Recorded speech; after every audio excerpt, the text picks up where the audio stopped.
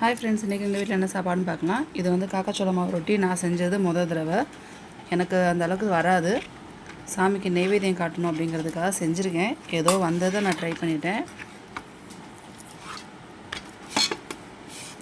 So எப்படி இருக்குன்னு சொல்லுங்கள். சாமிக்கு நெய்வேத்தியத்துக்காக 2 செஞ்சுருக்கேன்.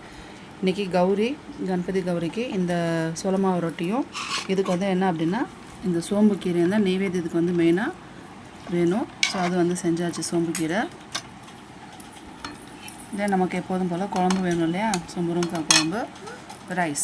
இது வந்து ஆப்ஷனல் தான், பட் ஆனால் கம்பல்சரியாக இந்த காக்காச்சோள மாவு ரொட்டியும் இந்த கீரையும் வந்து நைவேத்தியத்துக்கு கண்டிப்பாக இன்றைக்கி கௌரிக்கு வச்சாகணும். ஸோ இனிமேல் தான் வந்து கௌரிக்கு எல்லாம் போயிட்டு மேலே ரெடி பண்ணணும். பாதி ரெடி பண்ணியாச்சு, மீதி இனிமேல் தான் போய் பண்ணணும். பிடிச்சிருந்தால் மறக்காமல் லைக் பண்ணுங்கள், ஷேர் பண்ணுங்கள், கமெண்ட் பண்ணுங்கள், சப்ஸ்கிரைப் பண்ணிவிட்டு பக்கத்தில் இருக்க பெல் பட்டனை ப்ரெஸ் பண்ணுங்கள். அப்போ தான் நான் போடுற வீடியோஸ் நீங்கள் பார்க்கலாம். தேங்க்ஸ் ஃபார் வாட்சிங்.